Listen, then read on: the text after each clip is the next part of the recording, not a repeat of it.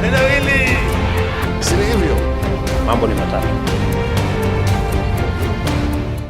Ladies and gentlemen, what are Edwin Sifuna's options in ODM party should the party enter into coalition agreement with UDA party?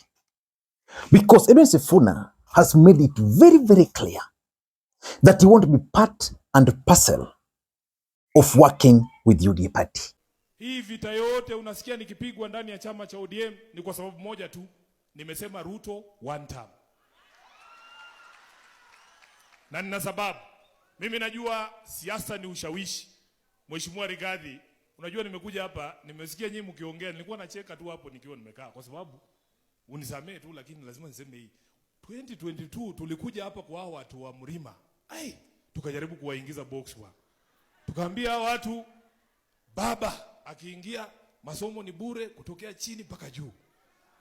Tukasema matibabu itakuwa bure kutoka chini mpaka juu. Tukasema tutawadunga 6,000 kila mwezi. Mazee mlikuwa mnatuangalia tu. But the question is, because from all indications, ODM party is determined to make that deal. What are his options? These people just say one term, they don't have any agenda. I want William Ruto to know that his removal from office is a national priority agenda. It is the only agenda because his government is totally opposed to everything that this constitution stands for. And I want these people to be bold. Don't be bullied. You don't have to. He wants to push you into a corner where you are discussing markets. Tell Albert Ojwang about markets and roads. In my ranking, removing Ruto is top. It's even higher than getting a second terminal at JKIA or dualing Malaba to Mombasa. The biggest question is, what are Edwin Sifuna's options? Because I've been following the political developments within ODM party and having operated within ODM party, I can tell you that if it comes to votes,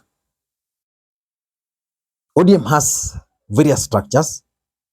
The Central Management Committee, Edwin does not control that.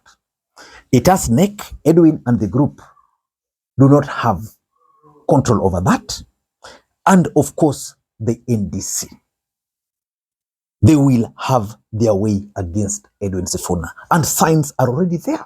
Siku ya leo, na kama jimbo zote za Kenya, ambazo ziko hapa siku ya leo, tumekubaliana kwa kauli moja, hayo mapendekezo ndio tena nayo, na wale wajaridhika ama wapendi ya mapendekezo, ni vyema pia vizuri waambiwe ukweli wakati huu, wajiondoe.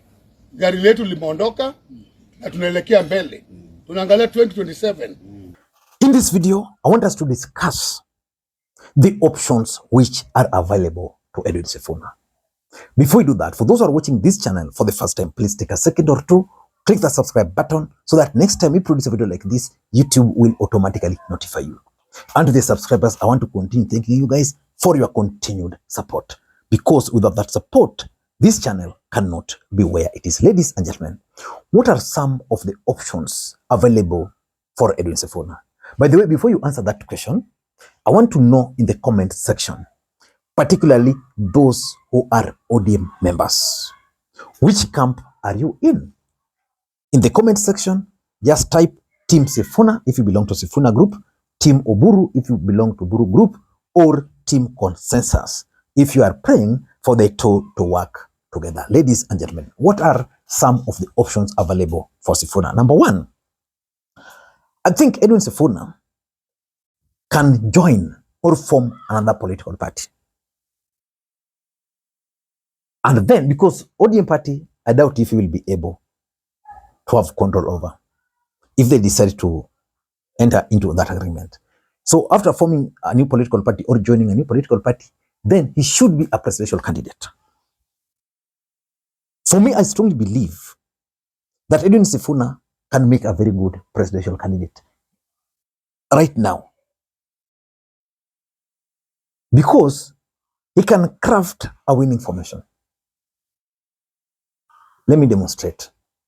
If today Edwin Sifuna were to form a political party and manage to bring Ndindi Nyoro on board and manage to bring Babu Owino on board, that's a little team.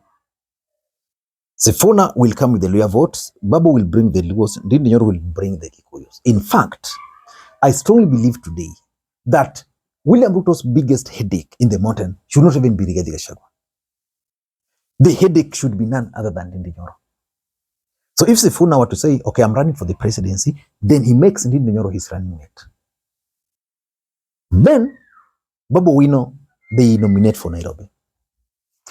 I mean, that ticket will be able to rally serious support.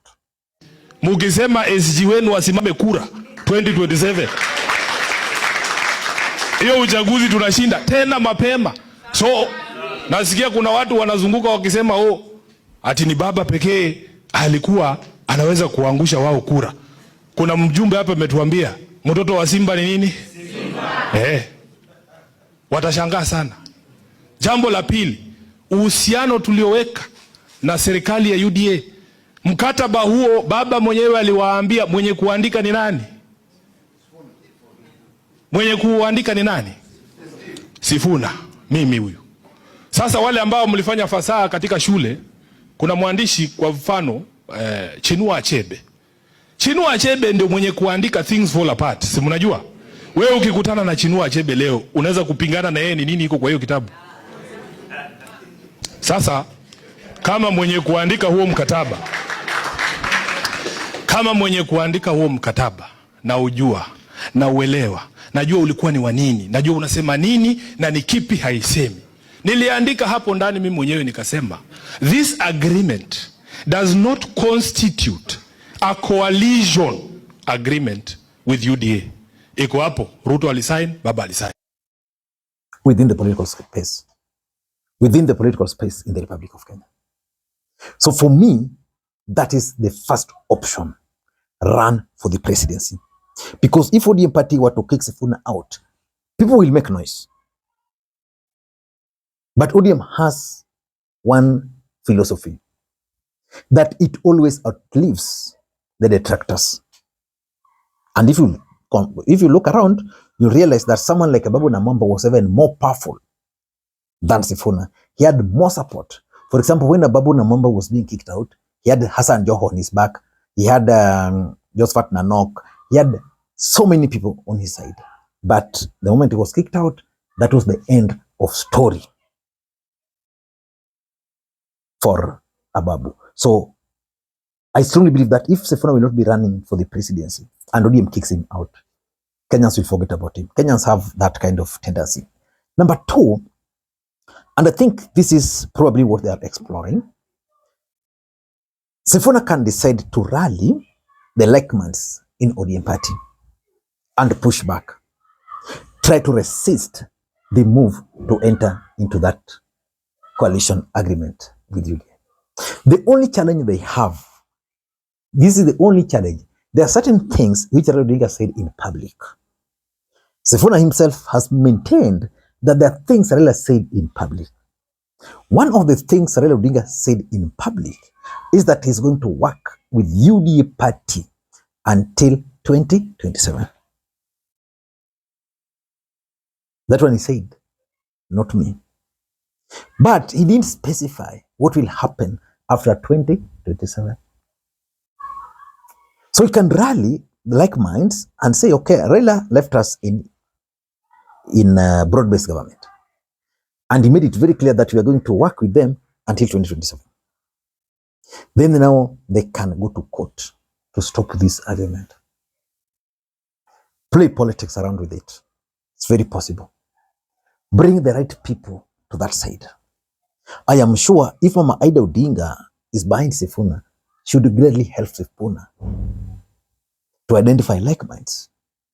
People like Babu, you bring Mama Ida, you bring Winnie Odinga, people like Karoli, you bring, that's going to be lethal. Then they go to court. If the court rules in their favor, the better. If the court will not rule in their favor, then they'll find an excuse of exiting ODM party. Otherwise, if they do today, they'll just be accused of, not being sincere.